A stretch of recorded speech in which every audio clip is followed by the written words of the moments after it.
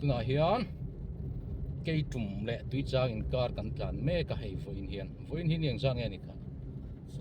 voin ni som pathum January kum sang ni le som ni paruk Sialsîr ra te pile ra te kan kal don ani khua nuam khop mai cây trùm atang in túi trang kan thleng thla tre pa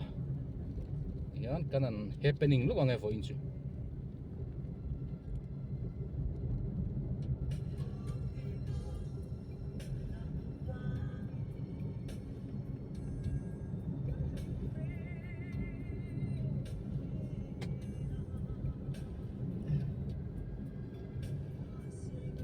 an kong vel ki black top ve kem pillar vel ki pillar pen ki su ka hiamo Sialsîr pon thok tura kan ngai atemo ase pheyang atro tui chang lei kan kana kholai lunglam tlan chole me kan ni tui chang ate khan thla lo lak tur ne dro na cha kan lo thelo ni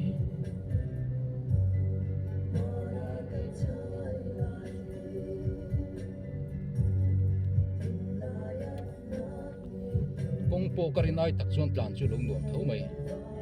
nom anuam lo viong dewa sei de khau min kal ma sen tlan chuan in ziareng kan kholai lung kan lutanga Sialsîr kan pananga Sialsîr train kan let le kholai lung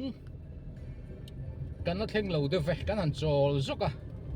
kan thleng har to lawang kholai lung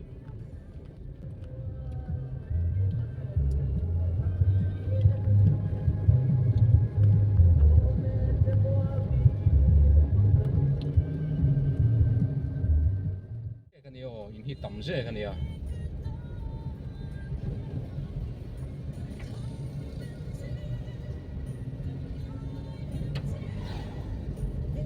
lai lung kan lu ta kan tlan pe langa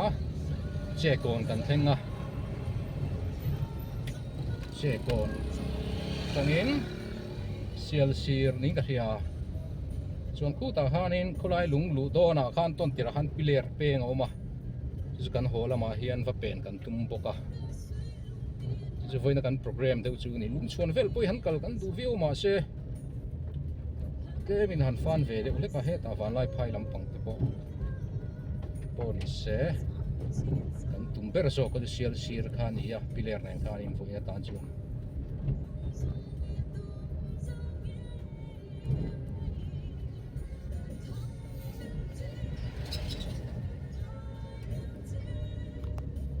kholai lung hi an lian zeka mizo footballer lar ma sa zeri zir sang te khua khania football a point an thajek tro football in thiam ve jek kholai lung mo zeri zir sang kholai lung ni tlat heng lai veli aveng hulum lai chho vel ani bazar chho vel mo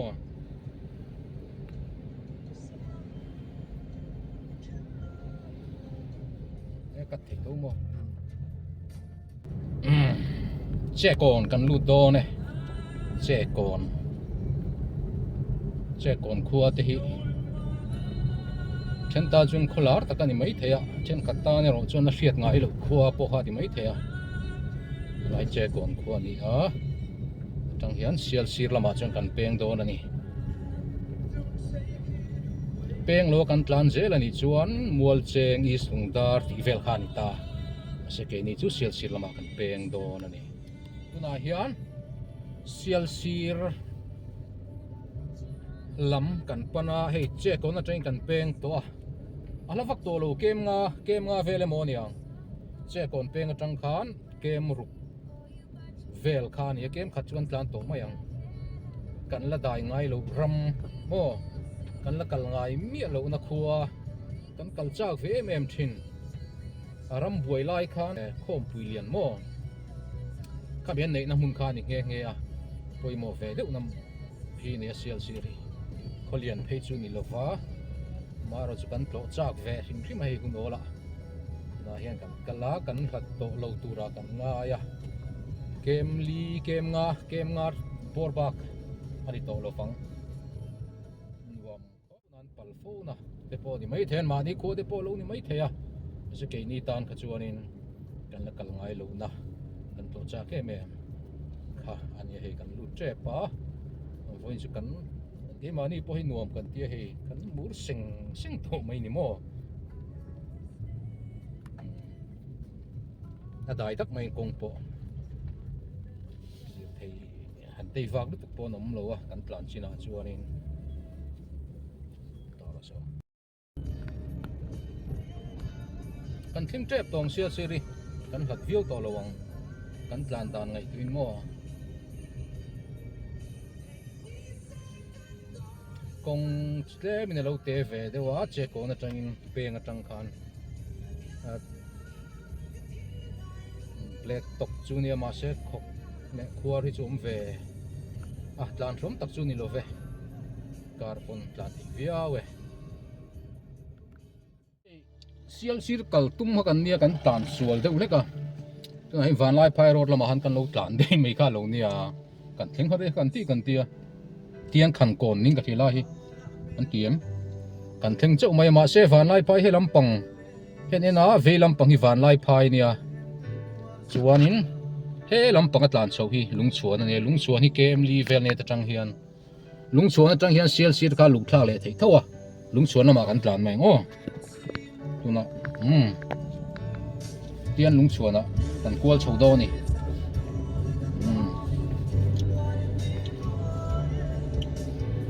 pui lo ve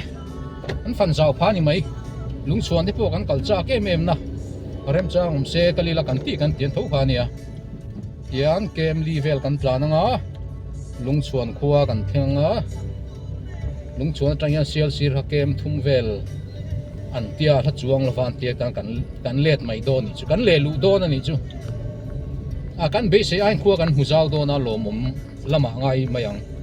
tan sual chu kan ni thona in alo poi lo zo ke kan tum dan kan tum dan ang lo deuh khan kan plana ma se ka di lo zok mal som na ti hlang deuh ni kha ani chu berana ai Lungchhuan welcome to Lungchhuan kan thlenge Lungchhuan kan thlenga Lungchhuan a hen kan han chaw langa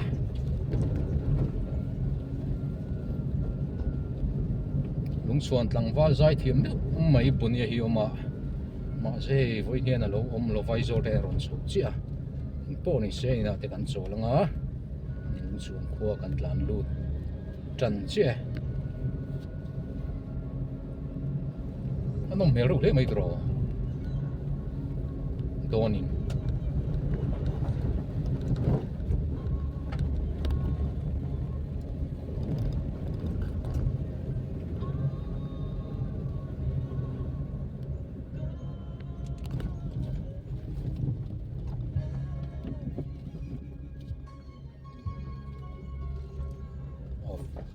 thì kan Lungchhuan atangin kan tlan thale a Sialsîr kan lu thale do na ni kem thum vel an yang an tia la viau lo tura kan nga ya kan han tlan sual deuh kan ti tak na nia atlan kan tum lo ang kha chun kan tlan tho na in alo mom phian mai kan zirlai hlui bonia te na te kan han chaw la thing pui tui tak min lo luma an yan train kan chuak le chi a ten Sialsîr kan pan do na ni Lungchhuan te po kan kal cha ke mem na tho kha ni ya alo mom khop mai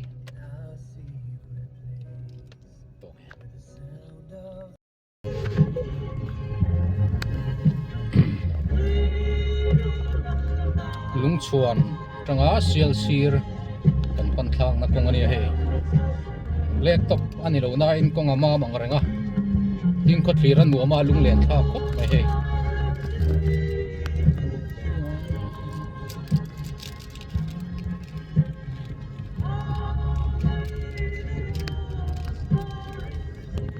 Serhuan an nei thalom khop mai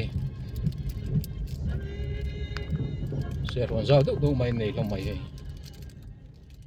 Sialsîr kan lu don tak tak anga kem ni vel chiam to ni tuna han mo mel lung ma chu kem ai tia khodai mai ang anom to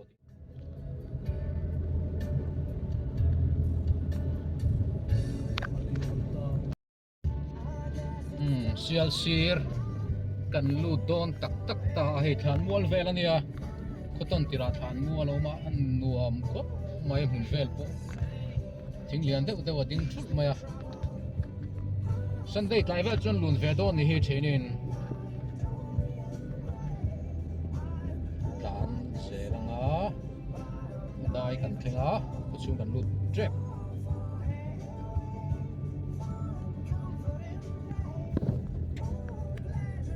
lai hian kan kalna tur tak kha Alfred kha nin helai a hian non tan phei helai tan phei hi ni mela kan tan lu tang ta hian son Alfred atei na te kan an chol phot don ani kan tan sual tak le ain ko vek thawang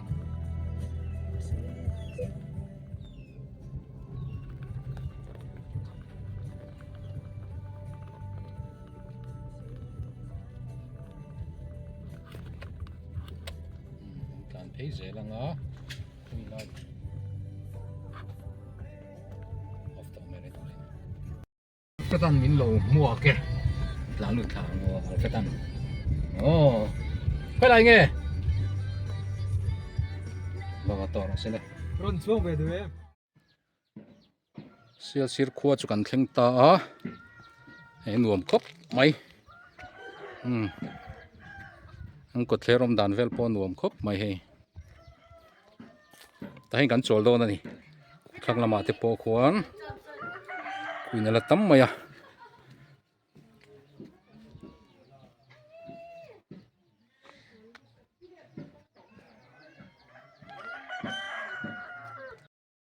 Alfred apo lo tlang wal khop ma he marcha lo mala tha tiang tu ri ni tro chung ko ta la tangka hi tha lom chol chung hi chon mo kan ha ka he chang ban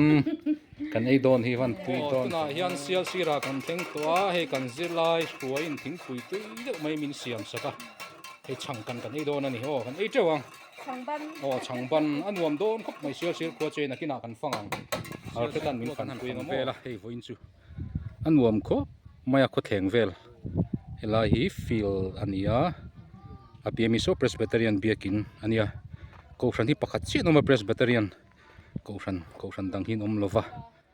an khuan in lungrual viau doni puina lang ki lai khi middle school ani ti chuan tuna hianin parliament lungphun kan tlo dona e kan ni china kan soitong khan ram buai lai khan helai Sialsîr khua hianin nam sipai te khan tiang parliament thut khom khan lo nei to sang kan chukwa somruk pasari ni in ka hria ka soi sual lovang chumo chumi mun chu ne chu wangin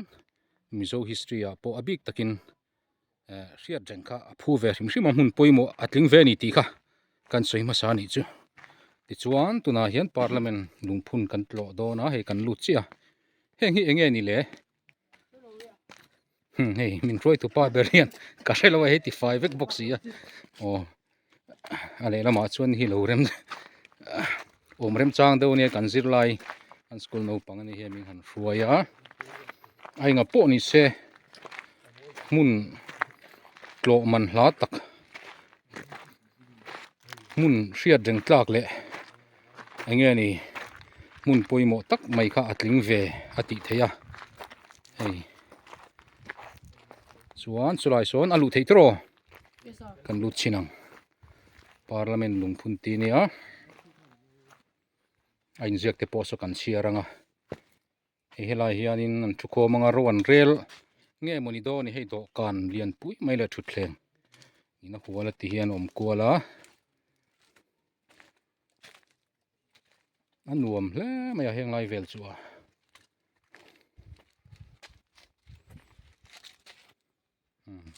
helai hen kum sang kan zakwa somriat sang kan zakwa somruk pasari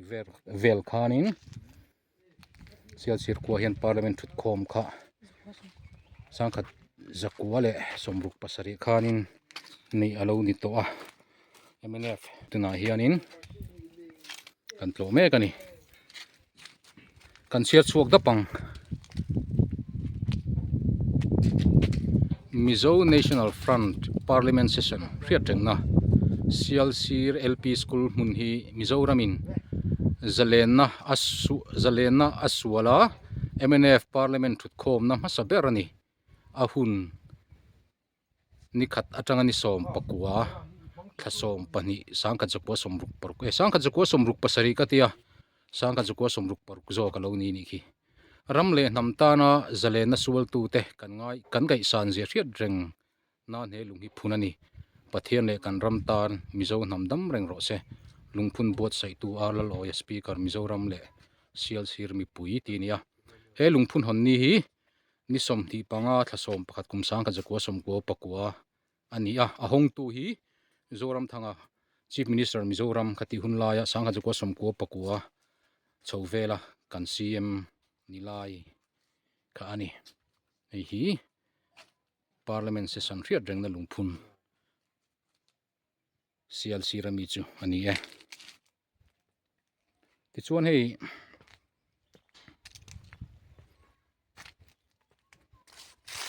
gate pawna chu hian lung lian deuh mai te awma heng hi a hmuh nawm tham ve hrim hrim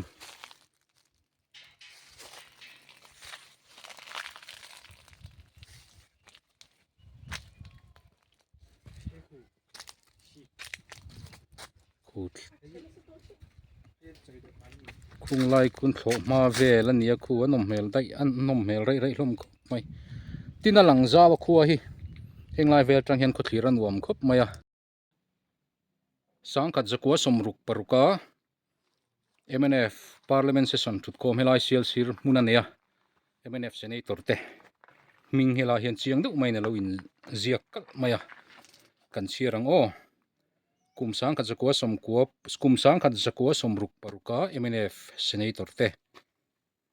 bual hranga aizol sakhuliana aizol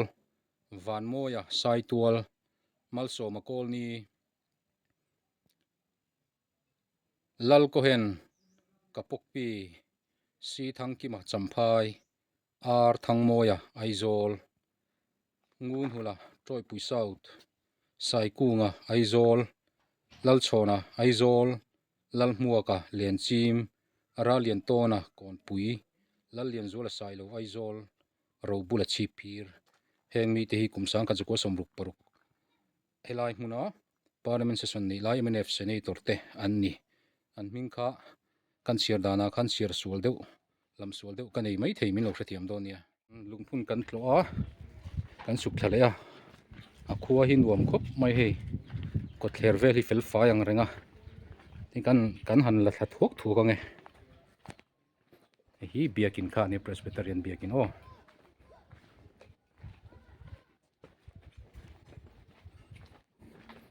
khulaya hei biakin bula zuning te po fel fai khop pathiam hlim khop mai ni ron chun dan hi thalak hi fia theing emaw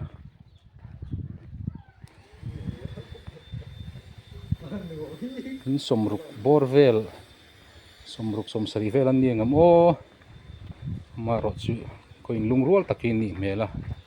hei in le lo te po a tha in ko sak po changkang ang rang khop mai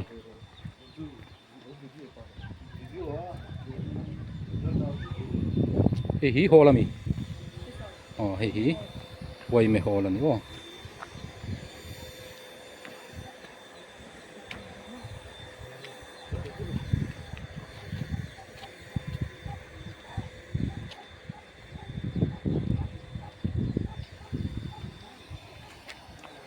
ni volleyball court ania volleyball court hi lai li sian nuam don ni bangla la sai lo ti nia Sialsir kholal hung ber ani ome alim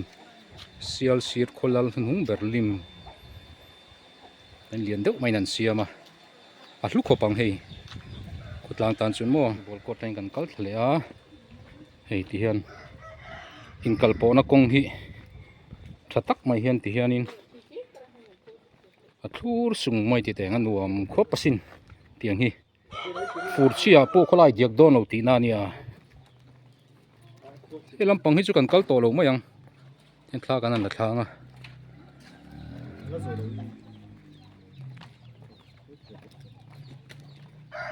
ni hi he ti hian ron emamo thala ka fiam mo rio ati hi chu tuna hin dareng zat nge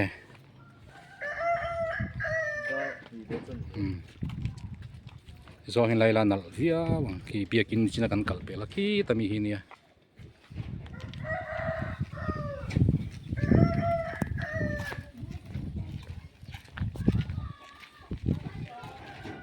hei zo ar tui lian tha tak mai te kan hon don yom tak mai ni kan van phu lo em o kan van lo em ti top mai o Sialsir kan fang zo a Sialsir tangin kan ho chia ani tuna hian ho lampang kong kan zo ta a ti hian Sialsir tanga che ko hi ke mi ruk vel ania che ko na kan suak thanga kholai lunga ti chang ke tum Sialsir tiang kha kan ho kong tur chu ni anuam ko mai Sialsir chu in chiram lo ko mai a khua anuam a ka in som ruk kan tling lo de wang ten te ma ro chu khanuam tak khan in ko ther vel te khamo tin ko ran pakhat chi oma a khua ponin lung rual viau mai the a ko ran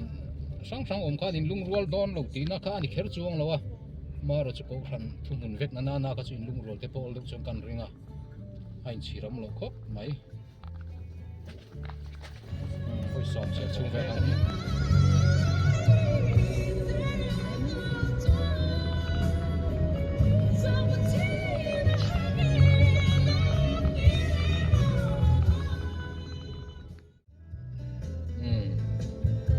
tui chang kan thleng thale don tareng mai he piler ka vatlo ram kan du viwa maro chu kan tlai deuh donin kan hriat awangin kan tlo talawa oha po ni serem chang dang lom tura ngai la e tui chang kan thleng tha tui chang a hianin kan han ding ve le zokanga ram te kan thiranga mong te po kan tolo mo letro ara le lam panga sono tui chang le ke tum le kulai lung in kar sanga hi tamasin heng lai ve hi mo an hum har tha le lam ti chi le pi lama son kan ding mai do ni ve mai mai o ai thlen ta ka sangha po hi tamma a chaw te kingila han vom Thailand ron phusu so mai do ni tui chang lui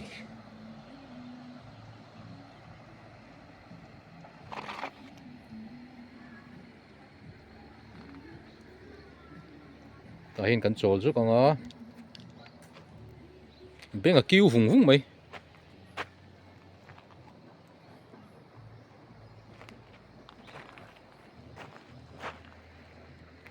chang kan thlenga tui chang hotel a hei thil kan ei puar nei lok do ni kan sin chaw boka ei te wango ar tui te khai ro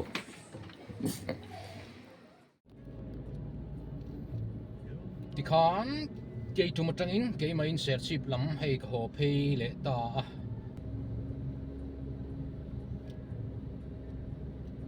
voin kan zin chu anuam ko mai be se ain kan mang nuam ang rang hatuan po kan tuang viau mai